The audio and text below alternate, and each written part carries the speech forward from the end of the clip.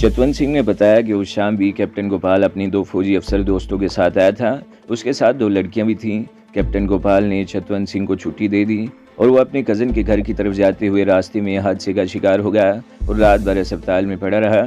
उसे कुछ मालूम नहीं था कि उसकी अदम मौजूदगी में हवेली में क्या हुआ था। चतवंत सिंह के इस बयान से यह नतीजा अखज़ किया गया था कि या तो कैप्टन गोपाल और इसके दोस्तों में झगड़ा हुआ था, जिससे गोपाल अपनी जान से हाथ धो बैठा था। दोस्तों ने उसे हवेली की पिछली तरफ ज़मीन खोद कर दफन कर दिया, या वो किसी औरत के हाथ से मारा गया। मुमकिन है गोपाल से कोई बदला लेने के लिए उसके फौजी दोस्तों ने भी उसी औरत का साथ दिया हो, जिसने किसी तेज़ धार आले से गोपाल को मर्दानगी से महरूम किया था। एक नज़र ये भी था कि जब वो फौजी ऑफिसर गोपाल के क्रियाक्रम से फारिग हुए थे तो इस वक्त वो बदमाश किसी तरह हवेली में घुस आए थे। शायद उन लड़कियों की वजह से गोपाल के दोस्तों और बदमाशों में मारका हुआ था, जिसमें एक बदमाश मारा गया और दूसरा भाग गया। फौजी ऑफिसर भी इन औरतों के साथ हवेली से भाग गए। औरतों ने हवेली छोड़ने से पहले कपड़े भी बदले थे।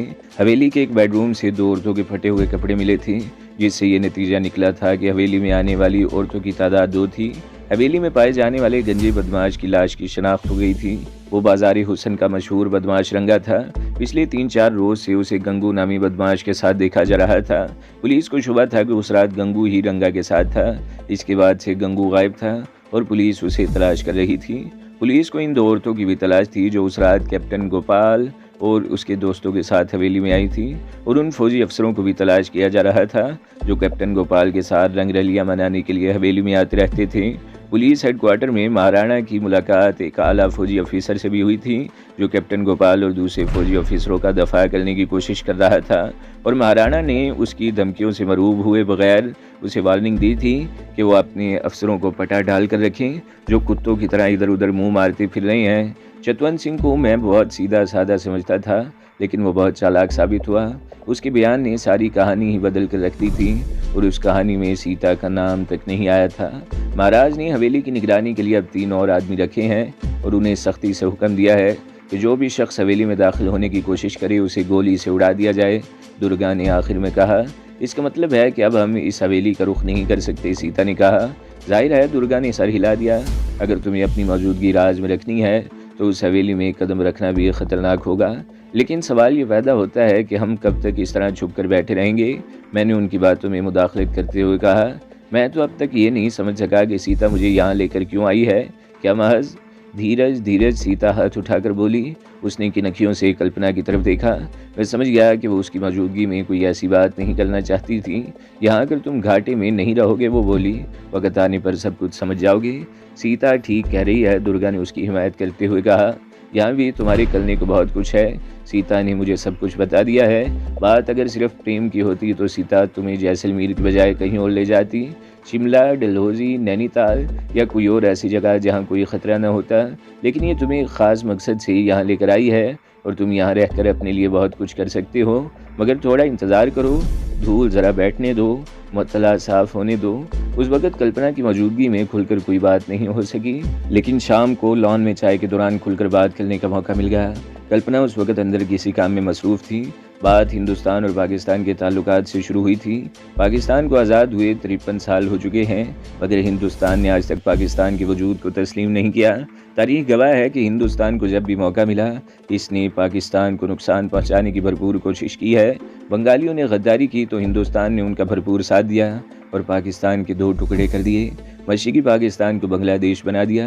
हिंदू ज़हनियत से कौन वाकिफ़ नहीं, उनकी घिनौनी साजिशें इस हिस्से के अमन के लिए हमेशा ही ख़तरा बनी रहती हैं। इसके तोसी पसंदाना अज़ाइम से कौन वाकिफ़ नहीं है। पहले आसाम को हड़प किया, फिर सिक्किम और भूटान पर ताकत के बलबूते पर तसल्लुत जमाया, गोवा पर पंजे गाड़े, कश्मीर पर फौजकशी की, मगर कश्मीरी हुर्रियत पसंदों ने हिंदुओं की हाकमियत को तस्लीम करने से इनकार कर दिया।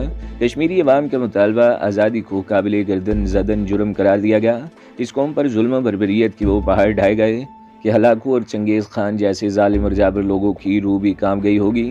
हिंदुस्तान ने मजलूम कश्मीरियों पर दहशत और बर्बरियत की इंतहा कर दी कि कोई भी इंसान इस रूह फरसा मुजालिम को देखकर खामोश नहीं रह सकता।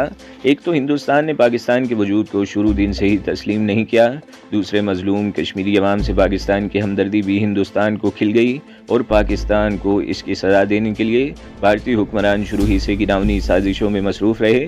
पाकिस्तान का एक हिस्सा अलग करके भी उनका کلیجہ ٹھنڈا نہیں ہوا، وہ اب بھی پاکستان کے وجود کو مٹانے کے در پہ ہیں۔ ہندوستان نے پاکستان میں اپنے ایجنٹوں کا جال پھیلا رکھا ہے۔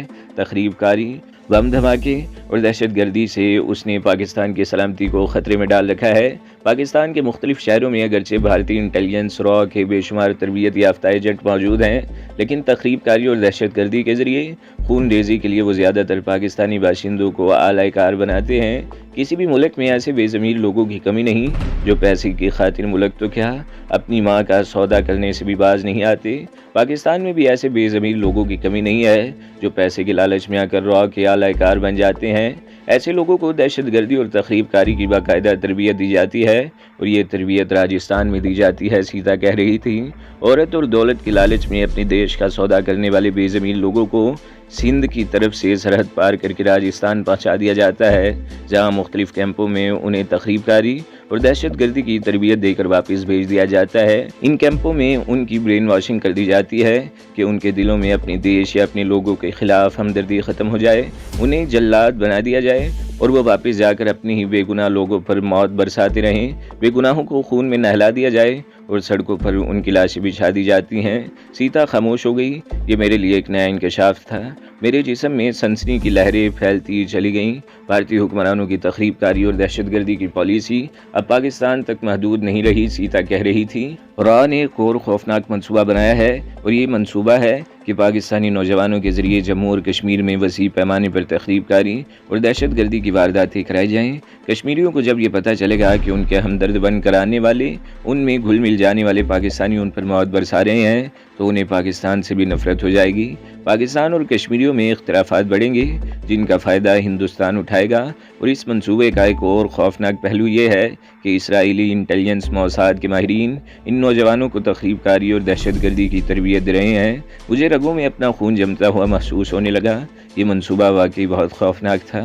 اگر یہ سازش کامیاب ہو گئی تو کشمیری عوام پاکستان کی حمایت اور ہمدردی سے بھی محروم ہو جائے گی، اور یہ بے گناہ اور معصوم لوگوں کی سرزمین جنت نظیر وادی ہمیشہ ہمیشہ کے لیے متعصب ہندوؤں کے انتقام کی آگ میں جلتی رہے گی۔ نہیں، ایسا نہیں ہونا چاہیے۔ میرے منہ سے بے اختیار نکلا۔ تو اب تم سمجھ گئے ہوگے کہ میں تمہیں جیسلمیر کیوں لائی ہوں، سیتا نے میری طرف دیکھتے ہوئے کہا۔ یہ کیمپ کہاں ہے؟ میں نے پوچھا۔ سیتا کے ہونٹوں پر خفیف سی مسکراہٹ آ گئی۔ اس نے درگا کی طرف دیکھا اور پھر میرے چہرے پر نظر جما دی۔ سیتا ان کیمپوں کے بارے میں بتا رہی تھی جہاں پاکستان سے اغوا کر کے لائے ہوئے نوجوانوں کی برین واشنگ کر کے اسرائیلی موساد کے ایجنٹ انہیں تخریب کاری اور دہشت گردی کی تربیت دے رہے ہیں۔ میں خاموش بیٹھا اس کی باتیں سن رہا تھا، اور میرے رگوں پہ میں سنسنی کی لہریں دوڑ رہی تھیں۔ شدید سردی کی ایک لہر تھی جو میری ریڑھ کی ہڈی میں برقی روح کی طرح دوڑ رہی تھی۔ رگوں میں خون تو جیسے منجمد ہو کر رہ گیا تھا، دماغ پر سناٹا سا چھا گیا تھا۔ بہت ہی خوفناک منصوبہ تھا۔ پاکستانی نوجوان کشمیر جائیں گے، کوئی ان پر شبہ نہیں کرے گا۔ انہیں اپنا سمجھ کر ان کے لیے اپنے گھروں کے دروازے کھول دیے جائیں گے، اور ان کی خدمت کی خاطر میں کوئی کمی نہیں چھوڑی جائے گی۔ اور جب یہی نوجوان ان کی عورتوں کو بھی آبرو کریں گے، ان کے گھروں کو جلا کر ملبے کا ڈھیر بنا دیں گے اور ان کے لیے موت کے فرشتے بن جائیں گے، تو ان کے دلوں میں پاکستان کے لیے نفرت پیدا ہو جائے گی، اعتماد اڑ جائے گا۔ نفرت اور بے اعتمادی کی یہ خلیج وسیع اور گہری ہوتی جائے گی، اور اس طرح پاکستان اور کشمیری عوام ایک دوسرے سے دور ہوتے جائیں گے، اور اس کا فائدہ بھارت اٹھائے گا۔ کشمیر پاکستان کی ہمدردیوں سے محروم ہو جائے گا یا اس میں کمی آ جائے گی۔ بھارت کو کشمیر پر اپنی گرفت مزید مضبوط کرنے کا موقع مل جائے گا۔ ان پر مظالم بڑھ جائیں گے، اور آزادی کی وہ تحریک جو نصف صدی سے جاری تھی دم توڑ جائے گی۔ کشمیر کی آزادی کے لیے جو ہزاروں قربانیاں دی گئی تھیں وہ رائے گاہ نہیں جائیں گی۔ مظلوم کشمیری ظلم کی چکی میں پستے رہیں گے، ان کی چیخیں گونجتی رہیں گی مگر سننے والا کوئی نہیں ہوگا۔ ان کی عورتوں کی عصمتیں لٹتی رہیں گی مگر کوئی انہیں بچانے والا نہیں ہوگا۔ ان کے گھر جلتے رہیں گے اور شعلے پھیلتے رہیں گے۔ نہیں، ایسا نہیں ہوگا، میرے منہ سے نکلا۔ ایسا ہونا بھی نہیں چاہیے، سیتا نے میرے کاندھے پر ہاتھ رکھتے ہوئے کہا۔ مجھے نہیں معلوم وہ کب اپنی جگہ سے اٹھ کر میرے قریب آ کر بیٹھ گئی تھی۔ اگر ایسا ہوگا تو سب کچھ ختم ہو جائے گا، تمام قربانیاں رائے گاہ جائیں گی، آزادی کی ساری تحریکیں ختم ہو جائیں گی، شہیدوں کی روحیں تڑپ اٹھیں گی۔ ایسا نہیں ہونا چاہیے، بالکل نہیں ہونا چاہیے۔ نہیں ہوگا، بالکل نہیں ہوگا، میں نے کہا۔ مجھے بتاؤ وہ کیمپ کہاں ہے، میں تباہ کر دوں گا اسے۔ دھیرج، سیتا نے میرا کاندھا دبایا۔ اب یہ بات تمہاری سمجھ میں آ گئی ہوگی کہ میں تمہیں یہاں کیوں لائی ہوں۔ کشمیر میں رہ کر تم بھارتی سیناؤں کے خلاف لڑتے رہتے، ایک کو مارتی تو اس کی جگہ 10 اور آ جاتے، اور یہ سلسلہ چلتا رہتا۔ پھر کوئی پاکستانی نوجوان تمہارے گروہ میں گھس جاتا تم اس پر اعتماد کرتی اور موقع پا کر وہی تمہاری پیٹھ میں چھرا گھونپ دیتا۔ تمہیں یہاں لانے کا مقصد ہی یہ ہے کہ ایسا موقع ہی نہ آنے دو۔ آزادی کی تحریکوں کو نقصان ہمیشہ غداروں نے پہنچایا ہے، اور غداروں کو شناخت کرنا بہت مشکل ہوتا ہے، اور جب شناخت ہوتی ہے تو تحریک کو ناقابل تلافی نقصان پہنچ چکا ہوتا ہے۔ مشرقی پاکستان کی مثال تمہارے سامنے ہے۔ اگر شیخ مجیب الرحمن غداری نہ کرتا تو مشرقی پاکستان بنگلہ دیش نہ بنتا۔ اس نے آخری وقت قرآن پر ہاتھ رکھ کر قسم کھائی تھی کہ وہ ڈھاکہ پہنچتے ہی اپنے لوگوں کو سمجھائے گا اور انہیں بتائے گا کہ پاکستان ایک رہے گا تو مضبوط رہے گا، پاکستان کی سلامتی ہی میں اس کی بقا ہے۔ لیکن ڈھاکہ پہنچتے ہی وہ سب کچھ بھول گیا۔ اس نے پاکستان کے خلاف اتنا زہر اگلا جس کی مثال نہیں ملتی۔ مکتی باہنی کو آشیرواد دیا، اور اسی مکتی باہنی نے مشرقی پاکستان میں مغربی پاکستان کے باشندوں پر اس قدر ظلم کیے کہ ہٹلر کی روح بھی شرمندہ ہو گئی ہوگی۔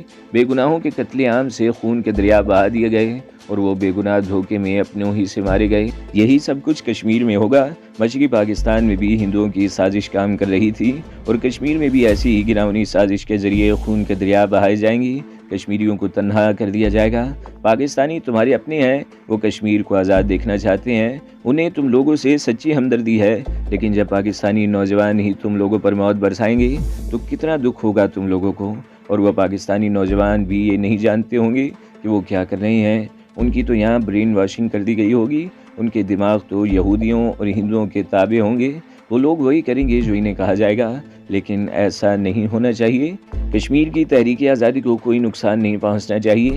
یہ جذبے سرد نہیں ہونے چاہیے۔ صرف وہی قومیں زندہ رہتی ہیں جو اپنا حق چھیننا جانتی ہیں۔ کشمیری اپنا حق لینے کی کوشش کر رہے ہیں، اور مجھے وشواس ہے کہ ان کی کوششیں ضرور کامیاب ہوگی، لیکن اگر بھارت کی یہ نئی سازش کامیاب ہو گئی تو سب کچھ ختم ہو جائے گا، مٹ جائے گا سب کچھ۔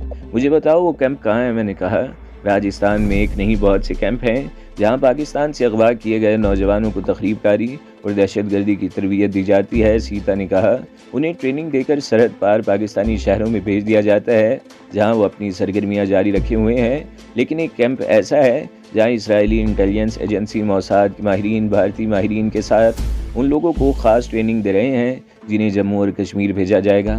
یہ گروپ ابھی انتہائی مرحلے میں ہے۔ ابھی صرف ان نوجوانوں کی برین واشنگ ہو رہی ہے۔ جو نوجوان اس مرحلے میں کامیاب ہوں گے انہیں اگلے مرحلے کے لیے منتخب کیا جائے گا، اور جن پر شبہ ہوگا کہ ان کے کام کے نہیں ہیں یا وہ آگے چل کر ان کے لیے مشکلات پیدا کریں گے انہیں گولی سے اڑا دیا جائے گا۔ اس کیمپ کا وجود کشمیر کے لیے بہت بڑا خطرہ بن گیا ہے۔ تمہارے لیے اس کیمپ کو ختم کرنا ضروری ہے، لیکن اس کے لیے جوش کی نہیں ہوش کی ضرورت ہے۔ اس کیمپ کو تباہ کر کے تم اپنے دیش کی ایسی خدمت کرو گے جسے تاریخ میں ہمیشہ یاد رکھا جائے گا۔ میرے دماغ میں دھماکے سے ہو رہے تھے۔ سیتا را کی ایجنٹ تھی، وہ ایک منصوبے کے تحت مجھے گرفتار کرنے کے لیے کشمیر گئی تھی۔ وہ اتفاق سے مجھ تک پہنچ بھی گئی تھی، لیکن مجھے اپنے جال میں پھنسانے کے بجائے خود میری محبت کا شکار ہو گئی تھی۔ اور پھر اس نے یہ دلچسپ انکشاف کیا تھا کہ اسے بھارتی فوجیوں سے شدید نفرت اور کشمیری مسلمانوں سے ہمدردی ہے۔ وہ کشمیریوں کو مظلوم اور بھارتی فوجیوں کو ظالم اور غاصب سمجھتی ہے۔ اس نے سب کچھ اپنی آنکھوں سے دیکھا تھا، خود بھی ایک فوجی کے ستم کا شکار ہو کر اپنی عزت کھو بیٹھی تھی۔ ویران پہاڑیوں میں 2 اور ہندو فوجیوں نے اسے مال غنیمت سمجھ کر لوٹنے کی کوشش کی تھی، لیکن میں نے اسے بچا لیا۔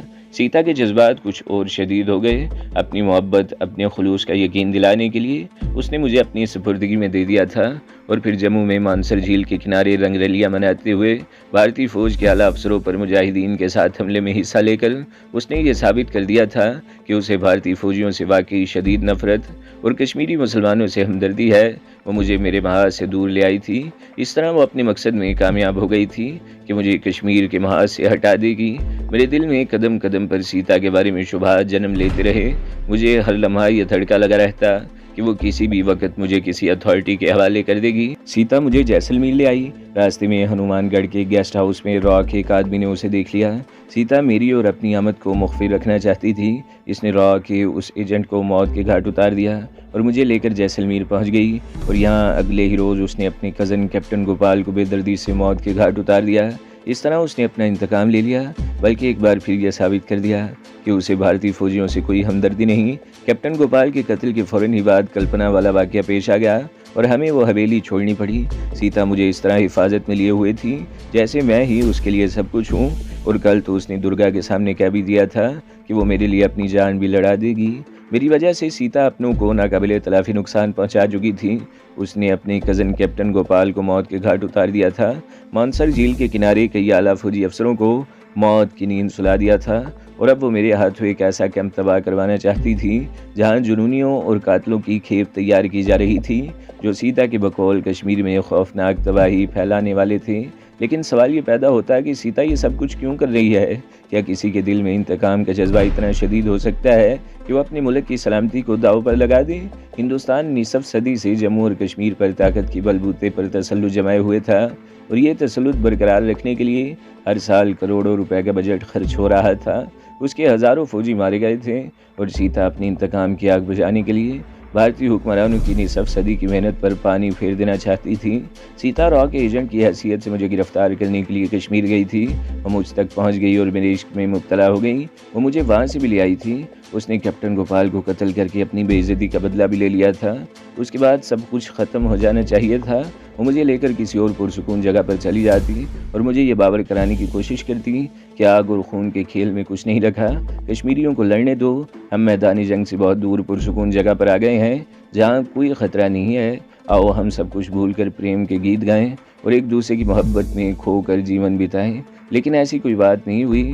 اس نے دہشت گردی کے کیمپ کی بات کر کے میرے جذبات کو اور مہمیز کر دیا، سینے میں دبی ہوئی چنگاریوں کو ہوا دے کر بھڑکا دیا۔ ایسا کیوں تھا؟ کیا واقعی وہ کشمیر کو ایک گھناؤنی سازش سے بچانا چاہتی تھی، یا اس کے من میں کچھ اور تھا؟ وہ کوئی خاص مقصد حاصل کرنا چاہتی تھی، ایسا مقصد جو اس کے لیے کشمیر کی قیمت سے بھی زیادہ اہم تھا۔ سیتا ایک سابق راجا کی بیٹی تھی۔ سازشیں ان راجاؤں کی فطرت کا خاصہ تھیں۔ وہ اپنی ریاست کی وسعت اور اقتدار کو مستحکم کرنے کے لیے ایک دوسرے کے خلاف سازشوں کے تانے بانے بنتے ہی رہتے تھے، اور سیتا بھی ایک راجا ہی کی بیٹی تھی جس سے اس کا راج پاٹ چھن گیا تھا۔ سیتا اس راجا کی بیٹی تھی۔ سازش کے جراثیم اس کے خون میں بھی ہوں گے، لیکن وہ ایسی کیا بات تھی جس کے لیے وہ اپنے ہی دیش کو داؤ پر لگانے کو تلی ہوئی تھی؟ میں جیسے جیسے سوچتا گیا میرا ذہن الجھتا گیا، کوئی بات میری سمجھ میں نہیں آ رہی تھی۔ کیا سوچ رہے ہو؟ کہاں کھو گئے؟ سیتا کی آواز سن کر میں چونک پڑا، میرے خیالات منتشر ہو گئے۔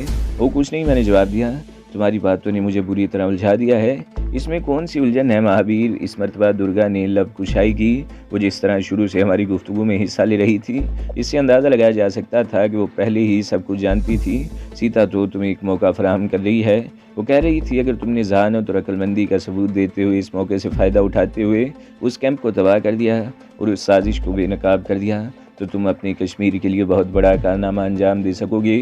بھارت کو عالمی تنقید کا سامنا کرنا پڑے گا، وقتی طور پر اس کی توجہ بڑھ جائے گی، اور کشمیر میں جاری آزادی کی تحریک ایک ایسے سیلاب کی صورت اختیار کر جائے گی جسے روکنا بھارتی سیناؤں کے لیے ممکن نہیں ہوگا، اور پھر ہم تمہارے ساتھ چلیں گے۔ سیتا نے اس کے خاموش ہوتے ہی کہا، کشمیر تمہاری طرح میرا بھی خواب بن چکا ہے، ہم دونوں ایک ساتھ اس سرزمین پر قدم رکھیں گے، کتنا اچھا لگے گا۔ میں نے سیتا کی طرف دیکھا، اس کے ہونٹوں پر مسکراہٹ تھی، اور پھر اس نے درگا کی موجودگی کی پرواہ کیے بغیر میری طرف جھک کر میرے سینے پر سر رکھ دیا۔ میں گڑبڑا سا گیا۔ میں نے کن اکھیوں سے درگا کی طرف دیکھا، اس کے ہونٹوں پر مسکراہٹ کھیل رہی تھی۔ یہ مت سمجھنا کہ تم اکیلے ہوگے، درگا نے کہا، ہم تمہارے ساتھ ہیں، اور تم جانتے ہو جب نیت صاف ہو تو دنیا کی کوئی طاقت بڑھتے ہوئے قدم نہیں روک سکتی۔ میں پورے یقین سے کہہ سکتی ہوں کہ تم سے سیتا کا پریم اور وطن سے تمہاری محبت ضرور رنگ لائے گی۔ وطن سے دور وطن کی سیوا کر کے اس محاذ پر بھی کامیابی تمہاری قدم چومے گی۔ میں نے اپنے وطن کی خدمت اور آزادی کے لیے رائفل اٹھائی تھی۔ میں نے سیتا کا اپنے سینے سے سر ہٹاتے ہوئے کہا، رائفل اب میرے ہاتھ میں نہیں رہی، لیکن یہاں بھی اگر مجھے موقع مل رہا ہے تو میں اس سے فائدہ اٹھانے کی کوشش ضرور کروں گا، خواہ اس کے لیے میری جان ہی کیوں نہ چلی جائے۔ لیکن میں اس کیمپ کے بارے میں ذرا اور تفصیل سے جاننا چاہتا ہوں۔ دیش سے محبت کا جذبہ ایسا سچا اور اتنا شدید ہو تو طوفان بھی راستہ نہیں روک سکتے، درگا نے کہا۔ سیتا تمہیں اس کیمپ کے بارے میں بتائے گی، تم لوگ باتیں کرو، میں چائے لے کر آتی ہوں۔ وہ خالی کپ اٹھا کر برآمدے کی طرف چلی گئی۔ سیتا اٹھ کر ایک بار پھر میرے سامنے والے بینچ پر بیٹھ گئی۔ تم اس کیمپ کے بارے میں کچھ بتا رہی تھی؟ میں نے سوالیہ نگاہوں سے اس کی طرف دیکھا۔ تو دوستو، اگلی قسط سننے کے لیے ہمارے چینل کو ضرور سبسکرائب کریں، ویڈیو کو لائک کریں اور بیل کے آئیکن پر بھی کلک کر دیں تاکہ ہر جو آنے والی ویڈیوز ہیں وہ آپ کو سب سے پہلے ملتی رہیں۔